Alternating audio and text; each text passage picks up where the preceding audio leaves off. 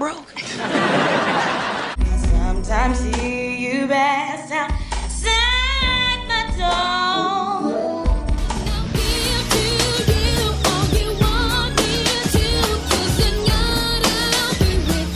Sometimes it's hard, baby.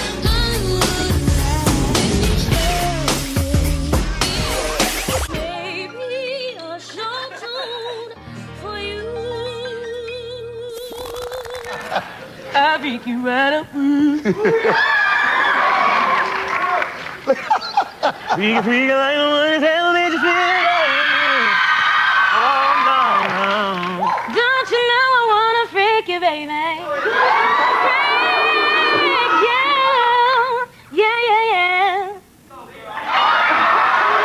To be an American superstar, you have to have the whole package, and you just don't have it. Package? Wait a minute, you don't know nothing about me or my package. The way Hollywood is, you know, once they are done with you, they are done with you. That's just the way it is. And you have given your life to them, you know, your career. You've sacrificed a lot. Mm-hmm. And in the end, you know, it is what it is. In my opinion, Countess Vaughn was one of those icons of the early 2000s, the late 90s, that really deserved a lot more. Hollywood really fumbled with her because she was an it girl. She was super talented, super fashionable, had an infectious personality. Like, she lit up a room wherever she came in. And she had a voice on her. She could act. She was funny. She was very relatable, especially for the people in the hood like me. Coming from the hood at that early age, she was like an icon for us, like hood fabulous, you know, and just was quirky and had her own identity. But Hollywood just didn't really do what they were supposed to do with her for whatever reason. And I guess if you've been subscribed to this channel for a minute, maybe that's a good thing, right? That's a good thing because we know how Hollywood like to do people. But this is kind of like an unsung story of Countess Vaughn, because what happened to her? Where is she now? What happened? In today's video, we're going to talk about everything from the body shaming that she had to endure, her beef with Brandy. Brandy was kind of like a mean girl with her. And I did a video for Brandy Norwood already, which I'll link in the comments and in the end cards for you guys to check out, where we talk about how she was on set of Moesha. But that was a lot for Countess. We're going to talk about that too, but we're also going to talk about like her butt shots and her vitiligo, her voice, all the changes, everything that's happened to her, and just kind of give her flowers in this video as well. But first, hey friend, welcome to my channel, Korean Allude, where we break down and deep dive the most iconic stars to history. If you're not yet subscribed, please be sure to do so, and if you're already subscribed, please turn on your notification bell so you never miss an upload. Now without further ado, let's get into this video. So Vaughn was born on August 8th, 1978 in Oklahoma to her parents Leo and Sandra, who were both teachers. She started singing with her church choir at just 3 years old, and she said, "I never imagined being on television, acting, singing, doing the whole entertainment thing." She shared with Mike McDaniel from the Houston Chronicle. But even back then, it was clear to everyone that her voice was something special. The family had a bunch of records at home, including legends like gospel great Mahalia Jackson, jazz icon Dina Washington, and pop superstar Whitney Houston. When Vaughn turned 9, so someone, she had no clue who it was, sent a tape of her singing to the folks behind the TV show Star Search, and she ended up getting picked to perform in 1988. Her version of Dionne Warwick's What the World Needs Now won her the titles of Junior Vocalist Champion and Overall Junior Champion. She just used to rock it as a kid as well. Like Usher, you was on Star Search, you was 9 years old. Oh, I hope you guys We got that clip. No! I think we got a clip.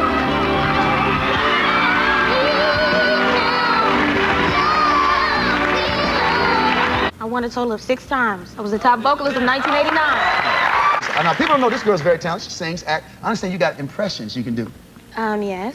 Let me, who can you do? I can do Rosie Perez. Because we're gonna grade you. Okay. All right. Give me my money, Mookie. I want to talk to you. What's wrong with you? Well, actually, I do accents, and so I do this one, you know. It's not really. That's Naomi Campbell. It's just a little accent or something. That's Naomi you know. Campbell. Movie, because they got to put you in some movies, girl. There's got to be some movies on the way for you. Are the movies happening?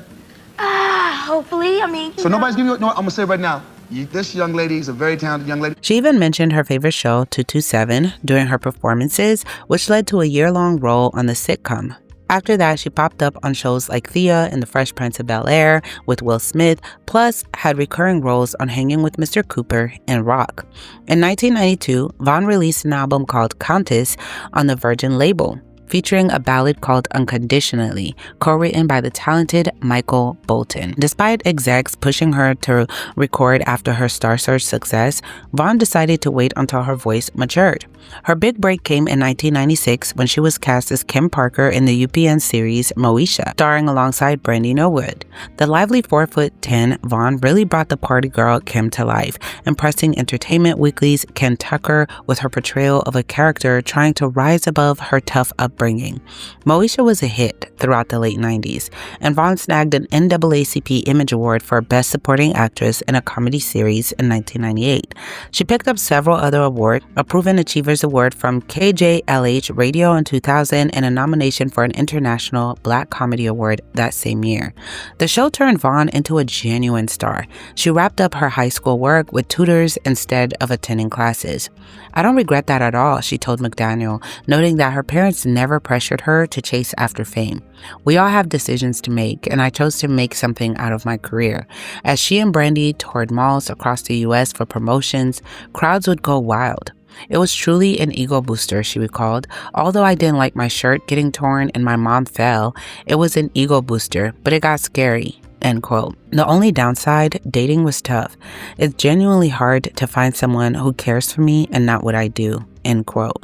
Besides promotional events, she also made time for charity work, like a drug awareness event called Clean Slate 98 in Pittsburgh. So there was a little beef there between her and Brandy because egos, they both were growing, into their fame. So there was a lot of back and forth. And from the looks of it, a lot of people, even Cheryl Lee Raff, they all had their issues with Brandy. Brandy herself had come out and apologized about it. And she was kind of a mean girl on set, and Countess was just one of those people that was going to talk back and defend herself. And it seemed like a lot of the cast, kind of sided low-key with Countess during that time. They had their own tiff, but yeah, it was pretty tough for her on set. You played Brandy's best friend on the show, and the New Vibe magazine. Magazines, tabloids, they always stretch things out. And they said that you two are not getting along, and that would be a shame because to be on a show, a hit black show like that. Oh, it's some drama, but no. Basically, Brandy and I, we are good friends. We're like sisters. And what happens is, in a family, people, get into arguments and then they get back together. It's, Yeah, my family, but I love her. I love B. I love you, girl. That's good. I love you, Booby. All right. Yeah. She's a diva. I don't know. She's a diva. They were little girls. And who's going to be the queen bee? Who's funnier? Who's thinner? Who's prettier? When it came to Brandy's on-camera best friend, Countess Vaughn, there was competition for the spotlight. They would be at one another. By the time I got to the set, they were hugging one another. The press finally got word of their squabbles and reported that Countess called Brandy. Suddenly, the two teenagers became tabloid targets. I'm sure at one point or another we pretty much all called each other. What really pissed me off was because we were 15 years old and these adults were coming in on an argument that would have blown over, but it didn't because of the outside. With Brandy, I saw the good, the bad, the ugly, the lovely. You're going to discover every mood somebody has. There were rumors of strife on the set. Brandy would say the Countess said bad things to her in front of people. It was because we were teenagers. On the show, are we going to see your rekindled relationship with Brandy, since we're going to see Ray J? Will we see? Countess was such a dope character as Kim Parker because she gave you that hood girl essence. So a lot of our fans, some of them related to Brandy, but more of them related to Countess. Brandy, as a young lady with so much success and going through so many things and a lot of pressure on her, all of us with a lot of pressure, it only takes certain things to make people snap off on each other. It wasn't something that was often, but it did happen. Countess Vaughn was funny. She was hilarious, and they needed her on the show. So she had a right to be, whatever happened, I'm sure that she was frustrated enough to where it exploded. But aside from that, as Moesha started wrapping up, Vaughn got her own spinoff called The Parkers, which debuted on UPN in 1999. And that was my show, okay? That was my show. The show followed Kim Parker as she graduated high school and enrolled at Santa Monica Junior College with her mom, Nikki Parker, played by the fabulous Monique, deciding to go back to school too. Their chemistry was undeniable, with Monique's antics leading to constant embarrassment for Kim. Many viewers genuinely thought they were mother and daughter. I did did too, growing up, even though they were only 10 years apart in real life. The show is something positive, Vaughn told Jet magazine. It shows two women getting along. I like that with a mother and daughter getting along and not always screaming at each other, end quote. It was often silly, but Vaughn saw that as a plus. Sometimes we don't want you to focus on the serious stuff because there's so much of that in the world. We just want you to get away from that and laugh, she said. The Parkers became the top-rated show in African-American households. Even though both Vaughn and Monique wished it had reached a wider audience, it was a massive success. The show ran for 5 seasons, following Kim through various adventures, including a marriage and then an annulment, before concluding in the spring of 2004. And I love Freestyle Unity on there, which was the group on there. I wish their songs were like legitimate songs that were out there in that time, because I love them on there.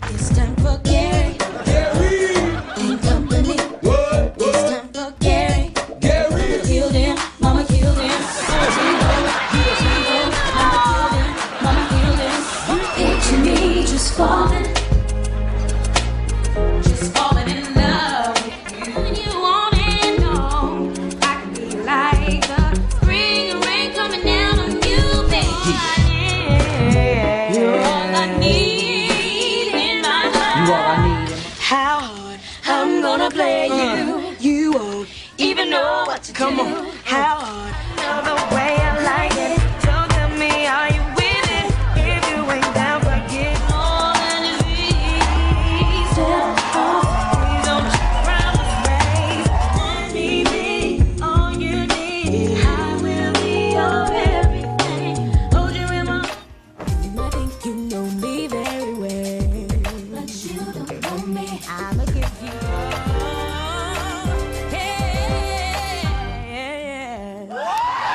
By the time we hit the late 90s, Vaughn was going through some big changes. In 1999, she showed up in the hip-hop flick Trippin', and after a quick cameo in a Disney movie, Max Keeble's Big Move, she was on the lookout for more film roles in the mid-2000s. On the personal front, her marriage brought her a son, Jalen James, who was born in the summer of 2003. She took a maternity break from the Parkers and got written out of the script for a bit, but don't worry, she made her come back just in time for the series finale. By the mid-2000s, Vaughn was dreaming of recording a second album and snagging new acting gigs. And in January 2006, she popped up in the 3rd season of Celebrity Fit Club on VH1. Then on August 30th, 2007, she was a contestant on MTV's Celebrity Rap Superstar. Fast forward to 2014, and Vaughn was starring in the TV One reality show Hollywood Divas, alongside Golden Brooks, Lisa Wu, and Paula J. Parker. The show kicked off on October 8th, 2014, and during the first season, Vaughn opened up about having a termination of her pregnancy by choice when she was around 18. She shared, "I had an unwanted pregnancy. I had just started my TV show. I knew that in Black Hollywood, a girl having a baby, they'd get rid of you. I had to do something about it. I had to make a decision to get rid of a child for my career." When I was 18 years old, I had an but I did it the wrong way. What's the wrong way, Count? I handled it by myself. Thank God. Thank God that you're okay. You said you did it at home yourself. Yes, I sure did. And, I thank God that I was able to have babies afterwards. It was just like, a panic thing. Like, I have this show on my shoulders. It's successful. Fight or flight. Vaughn had also been candid about dealing with thyroid issues that have affected her voice, as she talked about on her Instagram. The reason why I've never taken singing as something serious because of the hoarseness. Right. I've always had a problem with thyroid. God gave me a blessing, but the curse is I get hoarse. How you get swelling in other parts of your body from the thyroid? The vocal cords are no different. And when they get too swollen, they don't transmit sound well, and that's why you can sound kind of hoarse when you have a thyroid condition. I'm really interested in what my voice can do and why I'm having this hoarseness all the time. It was my thyroid. A lot of damage has been done, and it's sad. Will I always be hoarse, or? Not realistic to think that you'll have a perfect high-pitched voice again. It's an emotional thing for you. Yeah, it wasn't what I expected to hear from you. I thought you would say, I'm going to give you something that's going to go away, and... Yeah.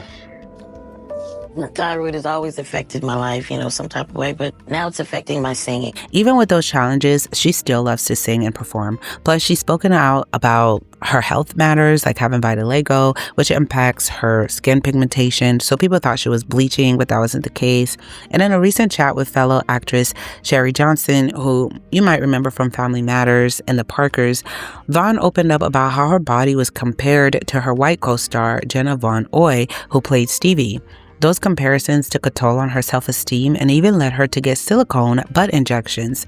She recalled, and I quote, "They used to clown me on the show. They'd be like, 'You're a black girl, and Jenna Von Oy's butt is bigger than yours, and she's a white girl.'